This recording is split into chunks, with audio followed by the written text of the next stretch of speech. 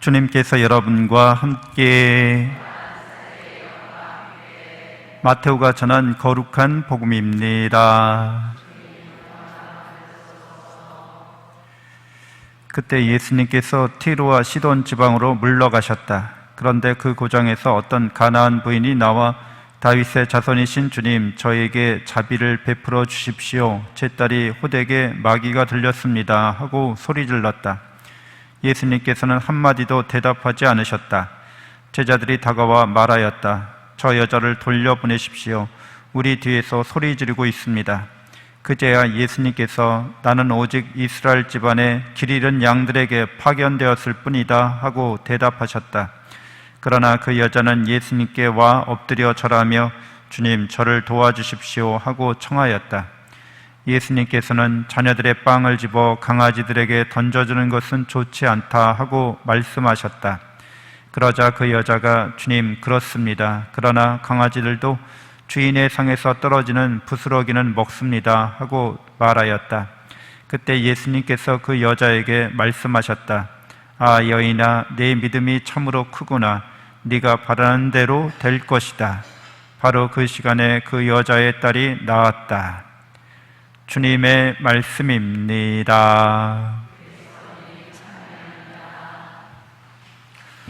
참 예수님, 하나님의 복동이 고맙습니다. 고맙습니다. 네, 성경 통독 강론 이제 히브리서의 말씀을 함께 나누는데요. 히브리서 11장 서부터 마지막 장까지 함께 나누겠습니다. 바오로 사도의 서간문이라고 이렇게 알려져 있기는 하지만 정확하지는 않습니다. 바오로 사도의 제자 중에 이 히브리서를 썼을 가능성이 오히려 더 많은데요.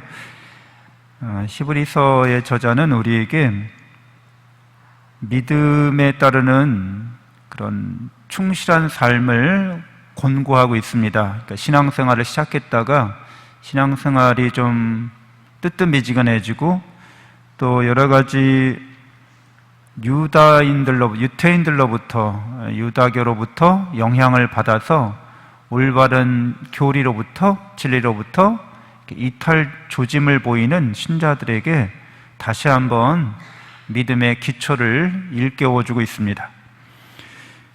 그래서 히브리서의 저자는 여러분은 6장에서 5장에서 6장 이어지면서 시간으로 보면 벌써 교사가 되었어야 할 터인데 아직도 하느님 말씀의 초보적인 원리를 다시 남에게 배워야 할 필요가 있습니다 라고 이야기해주고 있는 거죠.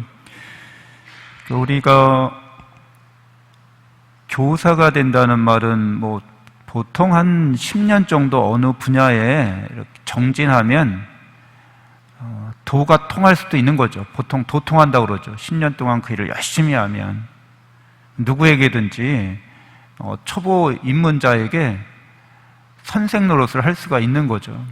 신앙생활 10년 했으면 누구를 만나든지 선교하고 복음 전하는 데 있어서 뛰어나야 하는 거죠. 그리고 좀 안달이 나야 합니다. 누구 하나 안 걸리나? 좀 선교하고 싶은데 누구 하나 제대로 걸리기만 하면 내가 하느님의 자녀로 이 사람을 교회로 데리고 올 수 있을 텐데, 그것은 우주를 창조하는 일보다 더 위대한 일이기 때문에 그래요. 한 사람의 영혼을 구하는 것은 우주 창조를 100번, 1000만 해도 한 사람의 영혼을 구하는 것보다는 덜 위대하다고까지 말할 수 있습니다. 왜냐하면 물질적인 세계를 창조하는 것은 영적인 세계를 새롭게 만드는 것보다 비교할 수도 없기 때문에 그렇습니다. 억만금을 준다고 해도 한 사람의 영혼을 구할 수 있는 그런 값어치 교환이 되지 않아요. 그러니까 내 영혼을 구하고 다른 사람의 영혼을 구하는 일에 그건 너무나 위대한 일이고 또 너무나 가치 있는 일이고 보람 있는 일입니다. 그래서 초보적인 원리를 다시 남에게 배워야 한다는 것은 10년 동안 진보가 없었다는 거죠.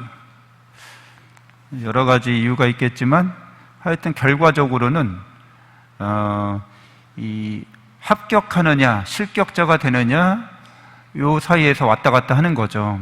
신앙인으로서 예수님께서 우리 안에 계시다는 것을 깨닫지 못하면 실격자라고 이제 바오로 사도가 우리에게 말씀하셨는데, 늘 하나님의 사랑과 은총 속에서 머물고 생활한다는 것을 깨닫고 확신하는 사람으로서 어떻게 하면 다른 사람들에게도 영원한 생명과 행복을 누리게 해줄 수 있을까 고민하고 연구하고 공부하고 기도하고 살아가는 거죠.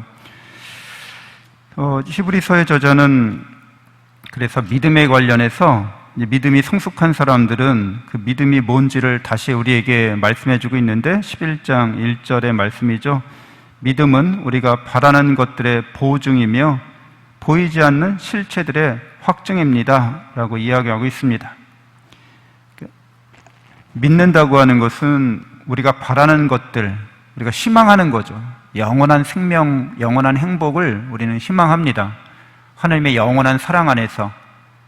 그래서 믿음은 하나님의 영원한 사랑에 대한 믿음인 거죠. 하나님과 우리와의 관계를 뜻합니다. 올바른 관계라는 거죠. 하나님께서 우리를 창조하신 목적에 부합하도록 이렇게 살아가는 것을 말합니다. 하나님이 어떤 분이신지를 잘 아는 거예요. 그 관계를 통해서. 그리고 하나님이 어떤 분이신지를 잘 안다고 하는 것은 우리가 체험을 통해서 그것을 우리 체득할 수 있는데, 그분의 사랑이 영원하기 때문에 우리는 영원한 신비에 또한 가닿게 됩니다. 우리가 하나님과 올바른 관계 속에서 하나님이 어떤 분이신지를 아는데, 근데 그분은 우리가 알면 알수록 더 깊이가 있다는 거죠. 그래서 끝없이 우리는 그분이 신비 가운데 있음을 알게 됩니다. 우리가 바라는 것들은 그렇기 때문에 영원한 생명과 행복이라고 할 때 이게 딱 어떻게 틀에 갇혀져 있어서 더 이상 발전이 없는, 나아질 여지가 없는 그런 것이 아니라 계속 확장되는 거라는 거죠. 기쁨이 계속해서 샘솟게 되고 계속해서 기쁨이 더 충만해지는 걸 말합니다. 영원한 행복인 거죠. 하나님의 사랑의 신비가 우리에게 이토록 풍요롭게 베풀어집니다. 보이지 않는 실체들의 확증이라는 거죠.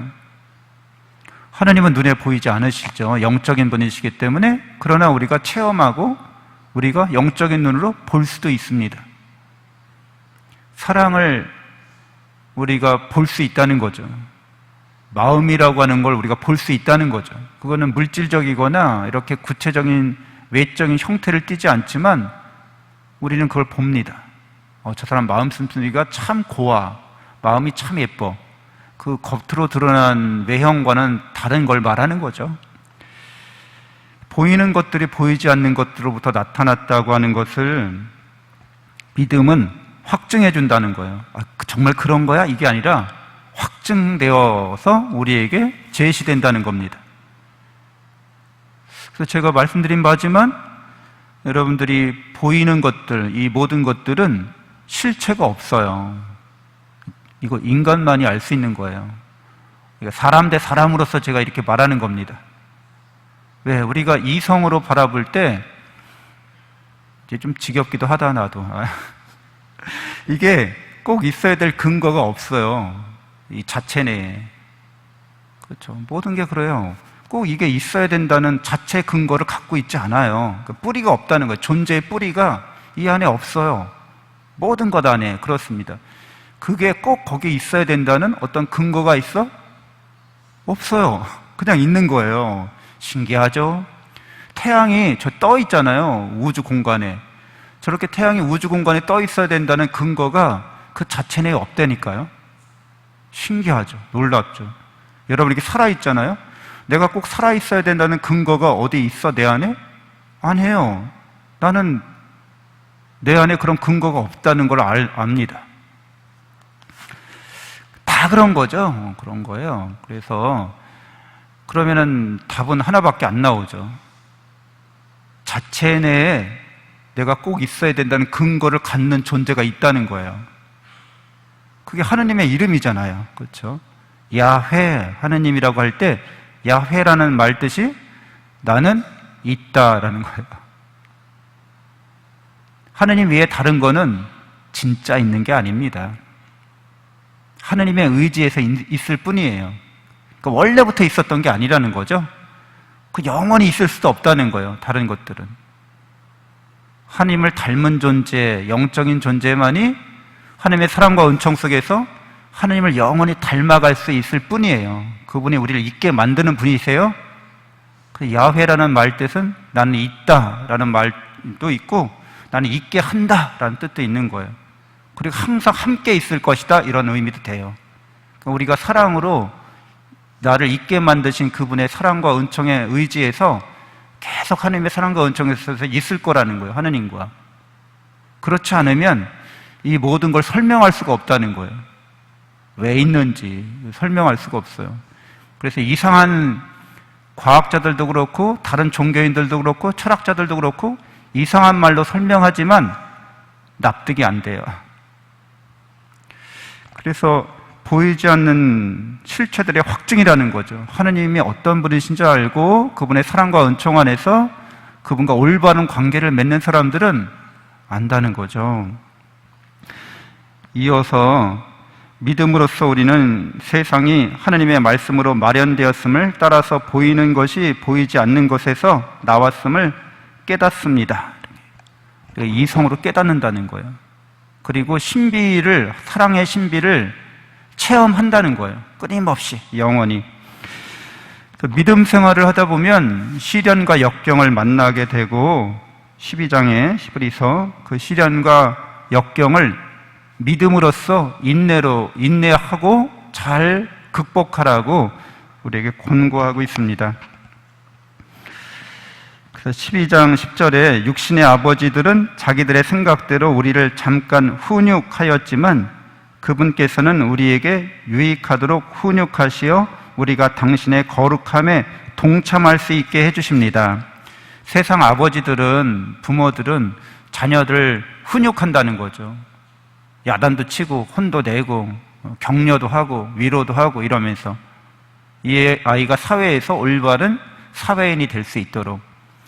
근데 하느님께서는 우리가 당신의 거룩함에 동참할 수 있게, 이 말은 뭐예요? 하느님의 신성에 우리가 참여할 수 있게 해주신다는 거예요. 되어가는 하느님으로서 우리를 훈육해 주신다는 거죠. 영원한 존재라는 거예요. 인간은 하느님의 사랑과 은총 안에서 영원한 행복을 누릴 존재라는 거예요. 그것은 하느님을 사랑하고 또 이웃을 자기 자신처럼 사랑함으로써 이루어지는 일이기 때문에 사랑을 위한 역경과 시련과 고난을 우리가 받아들이도록 그렇게 훈육하신다는 거예요. 실제로 우리 자신이 자기가 누구인지를 깨닫지 못하면 이런 모든 성경의 말씀들이 와닿질 않습니다. 내가 누군지를 몰라. 내가 그냥 몸뚱이인 줄 알아. 내가 그냥 마음만 있는 줄 알아. 이 몸과 마음은 유한하죠. 유한성을 갖고 있어요. 그래서 아무리 우리가 건강관리 잘해도 100세가 되면 건강관리를 아무리 잘한 어르신이라 할지라도 계단 오르내리는 걸 조심하셔야 되는 거죠. 그거 어쩔 수가 없는 겁니다. 우리 마음이라고 하는 거는 아무리 나는 무뚝뚝하고 나는 바늘 찔러도 피 한 방울 안 나올 정도로 마음이 아주 그냥 굳센 사람이야. 그래도 누가 욕하면 상처받아요. 누가 안 좋은 말 하면 기분 나빠합니다. 그러니까 몸과 마음이라고 하는 거는 물리법칙이라고 하는, 심리법칙이라고 하는 것에 제한되어 있는 그런 어떤 대상이에요. 여러분 영적인 존재이기 때문에 몸과 마음을 뛰어넘어서 여러분이 존재하고 있는 거거든요. 하느님이 영적인 분이신 것처럼 여러분도 영적인 존재여서 몸과 마음을 옷 입듯이 이렇게 입고 있는 거예요. 근데 어떤 사람들은 몸과 마음이 자기인 줄 안다니까요. 그래서 심리적 문제로부터 해결을 못 봅니다. 네? 마치 꿈을 꿀 때 꿈속이 진짜인 것처럼 느껴지죠. 꿈속에서 뭐 별의별 일이 다 일어나죠. 엉뚱한 일이. 근데 꿈속에서는 그냥 그걸 받아들이시죠. 근데 실제로 꿈을 깨면 아유, 꿈이었잖아. 뭐 좋은 일이건 나쁜 일이건 다행이다 싶기도 하고 아유, 아쉽다 싶기도 하고 그렇죠. 근데 꿈결 같은 것은 실제하는 게 아니죠. 그것이 그 자체로 그것이 꼭 있어야 되는 근거가 꿈속에는 아무것도 타당한 이유가 없습니다. 기상천외한 일들이 벌어지죠. 근데 아까 제가 강론 때 말씀드린 것처럼 우리가 살고 있는 이 현실 세계도 꿈하고 비슷합니다. 꼭 그렇게 되어야 된다는 타당한 근거가 그 자체 내에 없는 것들이 이렇게 존재하고 있는 거예요. 그러면서 여러 가지 일들이 일어납니다. 근데 이런 여러 가지 일들이 일어나는 것은 꿈속에서나 지금에서나 어떤 원인이 있어서 그런 거예요. 어떤 목적이 있어서 그런 거예요. 우리는 하나님의 사랑으로 이 세상에 존재하고 있고 사랑으로 성숙해 가기 위해서 이 모든 일들을 겪는 겁니다. 그렇기 때문에 하나님의 사랑과 은총 안에 있으면 우리 몸과 마음으로 겪는 일들에 대해서 그렇게 크게 우리가 절망하거나 부정적으로 그것을 못 받아들이거나 이러지 않는다는 거죠. 저도 어렸을 때 제가 큰 돈을 초등학교 1학년 때인가 2학년 때인가 뭐 몇만 원을 제가 잃어버린 적이 있었던 것 같아요. 기억상. 하여튼 없어가지고 그때 그 감정만 남아있는데 난 인생 종쳤다. 이제 인생 나는 끝났다. 망했어 내 인생은. 초등학생이. 그 당시는 그게 엄청난 거였거든요. 근데 지금 나이에서 생각해보면 그것보다도 더 많은 돈을 잃어버리기도 했고 뭐 이런 선전수전 겪는 거죠. 근데 영원한 생명을, 영원한 그런 행복을 얻는 존재로서는 이 세상에 어떠한 것을 얻었건 잃었건 별 상관 없습니다.